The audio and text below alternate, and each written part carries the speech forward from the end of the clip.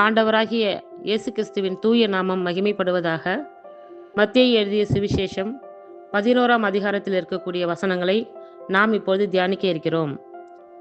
இயேசு தம்முடைய 12 சீஷர்களுக்கும் கட்டளை கொடுத்து முடித்த பின்பு அவர்களுடைய பட்டணங்களில் உபதேசிக்கவும் பிரசங்கிக்கவும் அவ்விடம் விட்டு போனார். அத்தருணத்தில் காவலில் இருந்த யோவான் கிறிஸ்துவின் கிரியைகளை குறித்து கேள்விப்பட்டு தன் சீஷரில் 2 பேரை அழைத்து, வருகிறவர் நீர்தானா, அல்லது வேறு ஒருவர் வர காத்திருக்க வேண்டுமா என்று அவரிடத்தில் கேட்கும்படி அனுப்பினான். இயேசு அவர்களுக்கு பிரதியுத்தரமாக, நீங்கள் கேட்கிறதையும் காண்கிறதையும் யோவானிடத்தில் போய் அறிவியுங்கள். குருடர் பார்வை அடைகிறார்கள், சப்பானிகள் நடக்கிறார்கள், குஷ்டரோகிகள் சுத்தமாகிறார்கள், செவிடர் கேட்கிறார்கள், மரித்தோர் எழுந்திருக்கிறார்கள், தரித்திரருக்கு சுவிசேஷம் பிரசங்கிக்கப்படுகிறது. என்னிடத்தில் இடரல் அடையாதிருக்கிறவன் எவனோ அவன் பாக்கியவான் என்றார். அவர்கள் போன பின்பு இயேசு யோவானை குறித்து ஜனங்களுக்கு சொன்னது என்னவென்றால், எதை பார்க்க வனாந்தரத்திற்கு போனீர்கள்? காற்றினால் அசையும் நாணலையோ? அல்லவென்றால் எதை பார்க்க போனீர்கள்? மெல்லிய வஸ்திரம் தரித்த மனுஷனையோ? மெல்லிய வஸ்திரம் தரித்திருக்கிறவர்கள் அரசர் மாளிகைகளில் இருக்கிறார்கள். அல்லவென்றால் எதை பார்க்க போனீர்கள்? தீர்க்கதரிசியையோ? ஆம், தீர்க்கதரிசியை பார்க்கிலும் மேன்மை உள்ளவனையே என்று உங்களுக்கு சொல்லுகிறேன். அது எப்படி எனில், இதோ நான் என் தூதனை உமக்கு முன்பாக அனுப்புகிறேன், அவன் உமக்கு முன்னே போய் உமது வழியை ஆயத்தம் பண்ணுவான் என்று எழுதிய வாக்கியத்தால் குறிக்கப்பட்டவன் இவன்தான். ஸ்திரீகளிடத்திலே பிறந்தவர்களில் யோவான் ஸ்நானனை பார்க்கிலும் பெரியவன் ஒருவனும் எழும்பினதில்லை. ஆகிலும் பரலோக ராஜ்யத்தில் சிறியவனாய் இருக்கிறவன் அவனிலும் பெரியவனாய் இருக்கிறான் என்று உங்களுக்கு மெய்யாகவே சொல்லுகிறேன். யோவான் ஸ்நானன் காலம் முதல் இதுவரைக்கும் பரலோக ராஜ்யம் பலவந்தம் பண்ணப்படுகிறது. பலவந்தம் பண்ணுகிறவர்கள் அதை பிடித்துக் கொள்கிறார்கள். நியாய பிரமாணமும் தீர்க்க தரிசிகள் யாவரும் யோவான் வரைக்கும் தீர்க்க தரிசனம் உரைத்ததுண்டு. நீங்கள் ஏற்றுக்கொள்ள மனதாயிருந்தால் வருகிறவனாகிய எலியா இவன்தான்.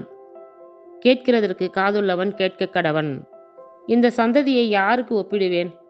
சந்தை வெளிகளில் உட்கார்ந்து தங்கள் தோழரை பார்த்து, உங்களுக்காக குழல் ஊதினோம், நீங்கள் கூத்தாடவில்லை, உங்களுக்காக புலம்பினோம், நீங்கள் மாரடிக்கவில்லை என்று குறை சொல்லுகிற பிள்ளைகளுக்கு ஒப்பாயிருக்கிறது.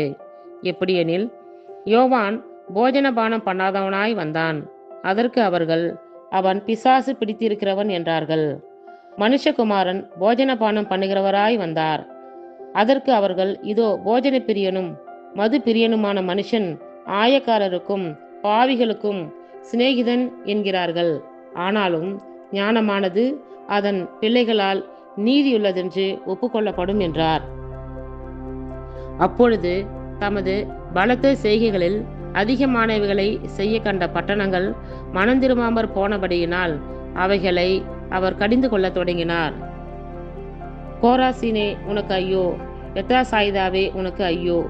உங்களில் செய்யப்பட்ட பலத்த செய்கைகள் தீருவிலும் சீதோனிலும் செய்யப்பட்டிருந்ததானால் அப்பொழுதே இருட்டுடுத்தி சாம்பலில் உட்கார்ந்து மனந்திரும்பி இருப்பார்கள். நியாய தீர்ப்பு நாளிலே உங்களுக்கு நேரிடுவதை பார்க்கிலும் தீருவுக்கும் சீதோனுக்கும் நேரிடுவது இலகுவாய் இருக்கும் என்று உங்களுக்கு சொல்லுகிறேன். வான பரியந்தம் உயர்த்தப்பட்ட கப்பர்நகூமே, நீ பாதாள பரியந்தம் தாழ்த்தப்படுவாய். உன்னில் செய்யப்பட்ட பலத்த செய்கைகள் சோதோமிலே செய்யப்பட்டிருந்ததானால் அது இந்நாள் வரைக்கும் நிலைத்திருக்கும். நியாய தீர்ப்பு நாளிலே உனக்கு நேரிடுவதை பார்க்கிலும் சோதோம் நாட்டிற்கு நேரிடுவது இலகுவாய் இருக்கும் என்று உங்களுக்கு சொல்லுகிறேன் என்றார். அந்த சமயத்திலே இயேசு சொன்னது, பிதாவே, வானத்துக்கும் பூமிக்கும் ஆண்டவரே, இவைகளை ஞானிகளுக்கும் கல்விமான்களுக்கும் மறைத்து பாலகருக்கு வெளிப்படுத்தினபடியால் உம்மை ஸ்தோத்தரிக்கிறேன். ஆம் பிதாவே, இப்படி செய்வது உம்முடைய திருவுளத்துக்கு பிரியமாயிருந்தது. சகலமும் என் பிதாவினால் எனக்கு ஒப்பு கொடுக்கப்பட்டிருக்கிறது. பிதா தவிர வேறொருவனும் குமாரனை அறியான். குமாரன் எவனுக்கு அவரை வெளிப்படுத்த சித்தமாய் இருக்கிறாரோ அவனும் தவிர வேறொருவனும் பிதாவை அறியான். வருத்தப்பட்டு பாரம் சுமக்கிறவர்களே, நீங்கள் எல்லாரும் என்னிடத்தில் வாருங்கள், நான் உங்களுக்கு இளைப்பாறுதல் தருவேன். நான் சாந்தமும் மனத்தாழ்மையுமாய் இருக்கிறேன். என் நுகத்தை உங்கள் மேல் ஏற்றுக்கொண்டு என்னிடத்தில் கற்றுக்கொள்ளுங்கள், அப்பொழுது உங்கள் ஆத்துமாக்களுக்கு இளைப்பாறுதல் கிடைக்கும். என் நுகம் மெதுவாயும் என் சுமை இலகுவாயும் இருக்கிறது என்றார்.